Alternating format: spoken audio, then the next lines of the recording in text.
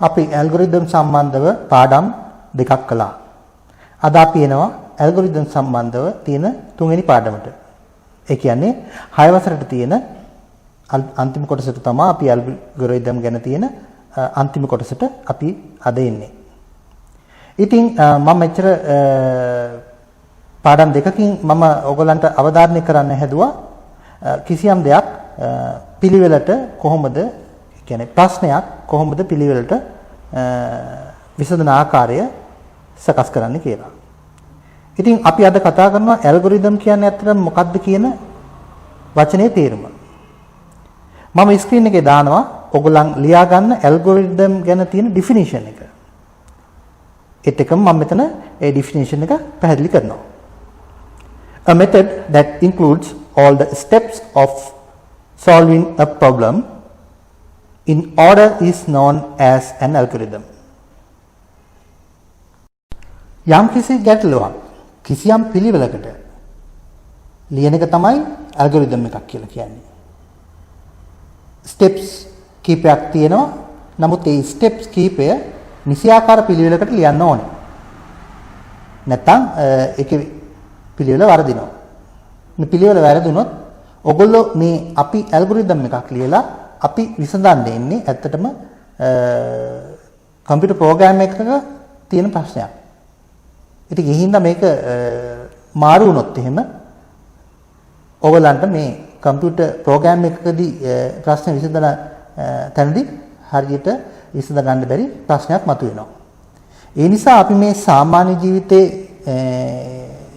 අල්ලාගෙන සාමාන්‍ය ජීවිතේ ප්‍රශ්න එක කතා කරන මේ පිළිවෙල අපි කිසියම් ඕඩර් එකකට ලියලා පුරුදු වෙන්න ඕනේ. මෙහෙම ලියන ඇල්ගොරිතම් ගැන ප්‍රධාන කාරණා තුනක් ඒ කියන්නේ ඇල්ගොරිතම් වල ලක්ෂණ තුනක් ගැන මම මෙහෙදි කතා කරනවා. ටිප්ස් තුනක්. පළවෙනි එක තමයි sequence. ස්ක්‍රීන් එකේ මම දානවා ඔයගොල්ලන්ට ලියා ගන්න පුළුවන්. First one is sequence. sequence එකක් කියන්නේ මොකද්ද? sequence එකක් කියන්නේ පිළිවෙලට දෙයක් ගලාගෙන යනවා කියන එක. එතකොට ඇල්ගොරිතම් එකක තියෙන ඕන ලක්ෂණයක් තමයි පිළිවෙලකට ගලාගෙන යන්න ඕනේ. පඩිපෙළක් ඉහළට නගිනවා වගේ. එහෙම නැත්නම් පඩිපෙළකින් පල්ලෙහාට බහිනවා වගේ. ක්‍රමවත් පිළිවෙලට සිද්ධ වෙන්න ඕනේ. ඊළඟ තමයි clear to understand. පැහැදිලි වෙන්න ඕනේ. තේරුම් ගන්න පුළුවන් වෙන්න ඕනේ. තේරුම් ගන්න ඉතාම පැහැදිලි වෙන්න ඕනේ. මේක දැක්කහම කෙනෙකුට සරලව පැහැදිලි කර ගැනීම හැකියාවක් තියෙන්න ඕනේ. ඒත් එක්කම ඔයගොල්ලන් නිතරම ඇල්ගොරිතම් එකක් ලියනකොට ඔයගොල්ලෝ මෙන්ෂන් කරන්න ඕනේ ස්ටාර්ට් එකයි එන්ඩ් එකයි. ඒ කියන්නේ ඔයගොල්ලන් මේ ඇල්ගොරිතම් එක පිළිවෙලට ලියාගෙන යනකොට ඉස්සෙල්ලාම ස්ටාර්ට් එක දාන්න ඕනේ. ඊළඟට ඇල්ගොරිතම් එක ඉවර වෙලා එන්ඩ් එක සඳහන් කරන්න ඕනේ. මේ ස්ටාර්ට් එකයි එන්ඩ් එකයි සඳහන් කිරීම පුතේ ඒක ඇවිල්ලා ඇල්ගොරිතම් එක ස්ටෑන්ඩඩ් වේ එකක්. ඒ කියන්නේ මේකට තියෙන යම් පිළිගත හැකි ක්‍රමයක් තමයි ස්ටෑන්ඩඩ් වේ එකක් කියලා කියන්නේ. මේ ස්ටෑන්ඩඩ් වේ එකට විශේෂයෙන්ම ICT වල ඔයගොල්ලන් මේ ක්‍රමවේදය පාවිච්චි කරන්න ඕනේ. මේ විදිහට ඇල්ගොරිතම් එකක් ලියනකොට මේ ස්ටාර්ට් එකයි එන්ඩ් එකයි සඳහන් කරන එක අත්‍යවශ්‍ය කාරණයක්. ඉතින් පාඩම අවසන් කරන්න පෙර මම දෙනවා ඔයගොල්ලන්ට අභ්‍යාස කීපයක්. ඒ අභ්‍යාස කීපය දෙන්න කලින් මම එක අභ්‍යාසයක් අරගෙන ඔයගොල්ලන්ට පැහැදිලි කිරීමක් කරනවා. ඉතින් අභ්‍යාසය මෙන්න මේක. අපි ඍජු කෝණාශ්‍රයක වර්ගඵලය හොයන්න අපිට ගැටලුවක් තියෙනවා කියලා හිතමු. ඍජු කෝණාශ්‍රයක වර්ගඵලය. රෙක්ටැන්ගල් එක වර්ගඵලය. එතකොට ඔයගොල්ලන් දන්නවා මේ ඍජු කෝණාශ්‍රයක වර්ගඵලය හොයන්න අපි කරන්නේ ඍජු කෝණාශ්‍රයේ දිග පළලින් වැඩි කිරීම. ඒ කියන්නේ length එක width එකෙන් වැඩි කරන එක. එහෙම තමයි ඍජු කෝණාශ්‍රයේ වර්ගඵලය area එක හොයන්නේ. මේ කියන කාරණාව මේ කියන ගණන අපි ඇල්ගොරිතම් එකක් විදිහට ස්ටෑන්ඩඩ් වේ එකට, ඒ කියන්නේ නියමිත ක්‍රමවේදයට අනුව ලියන්න උත්සාහ කරමු. ස්ටෙප් 1 එකේ ඕගොල්ලන් මම කිව්වා වගේම ස්ටාර්ට් එක දක්වන්න. දක්වලා ස්ටෙප් 2 එකට යනවා. ඉස්සෙල්ලාම සඳහන් කරන්නේ රෙක්ටැන්ගල් එකේ ඍජු කොණාශ්‍රයේ දිග සොයාගන්න එක. Get the length of the rectangle. ඊට පස්සේ ස්ටෙප් 3 එකට ලියනවා ඍජු කොණාශ්‍රයේ පළල ලබා ගැනීම. Get the width of the rectangle. හොඳයි. ඊට පස්සේ මේ දිගයි පළලයි අපි ගත්තා. ඊට පස්සේ අපි එනවා මේ ෆෝමියුලා එකට. මේක හොයන සූත්‍රයට එනවා.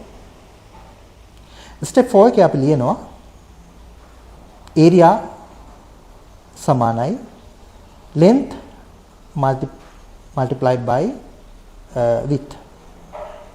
දිග පළලින් වැඩි කිරීම. වර්ගඵලය සමානයි දිග වැඩි කිරීම පළල. ඉතින් ඒ කතාවත් අවසන් වෙනවා. ඊළඟට අපි ස්ටෙප් 5 එකට ලියනවා get the area of the rectangle. ඒ කියන්නේ output එක විදිහට වර්ගඵලය ලබා ගන්න එක තමයි පස්වෙනි ස්ටෙප් එකකින් කියන්නේ. දැන් අපි හොයන්න ගියපු කාරණාව හෙව්වා. ඊට පස්සේ අපි මම කිව්ව විදිහට end එක දාන්න ඕනේ. ස්ටෙප් 6 එකට n කියලා දානවා. ඉතින් මේක සරල උදාහරණයක් මම පැහැදිලි කරේ. ඉතින් ඊට පස්සේ ඔයගොල්ලන්ට මම මේ අභ්‍යාස කිහිපය දීගෙන යනවා. හැබැයි මතක තියාගන්න ඕනේ මේ එක්සැම්පල් එක, මේ මම දැන් පැහැදිලි කරපු එක්සැම්පල් එක ගන්නවම ඊළඟට ඔයගොල්ලන්ට මම කතා කරන ෆ්ලෝ chart ගැන කියන්නේ. ෆ්ලෝ chart එක. ඒ කියන්නේ ඊළඟට කරන පාඩම. මේ අපි කරපු ඇල්ගොරිතම් පාඩමේම ඊළඟ කොටස. එහෙම නැත්නම් ඇල්ගොරිතම් එක රූප සටහනක් විදිහට දක්වන අවස්ථාව. මම එතනදී ඒක අපව නැවත කියලා පටන් ගන්නවා. එක්සර්සයිසස් ටික මම මේ විදිහට දෙනවා. ඔයගොල්ලන්ගේම පොතේ රීඩින් බුක් එකේ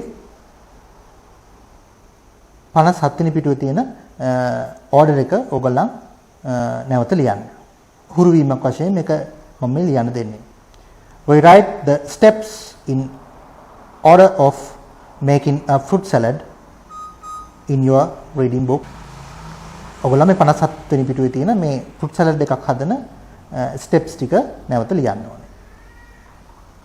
ඊළඟ දෙවෙනි ප්‍රශ්නේ.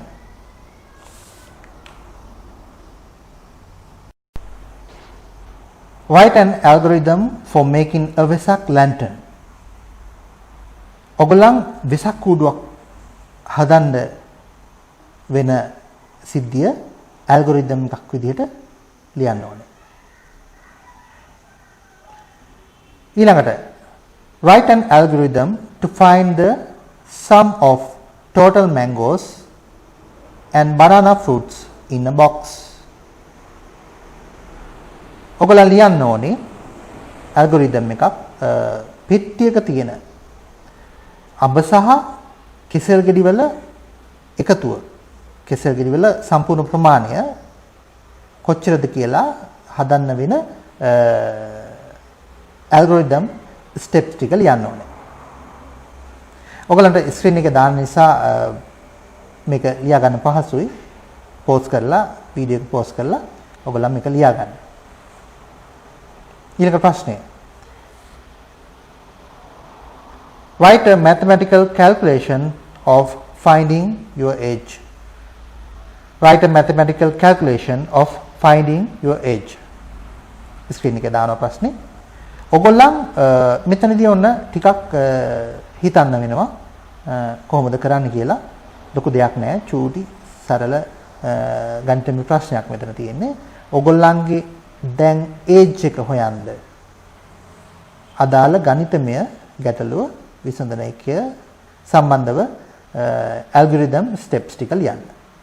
මේ ස්ටෙප්ස් ලියනකොට ස්ටාර්ට් එකයි එන්ඩ් එකයි සඳහන් කරන්න අමතක කරන්න එපා. ස්ටෑන්ඩඩ් වේ එකට ක්‍රමවත් විදිහට ලියන්න උත්සාහ කරන්න.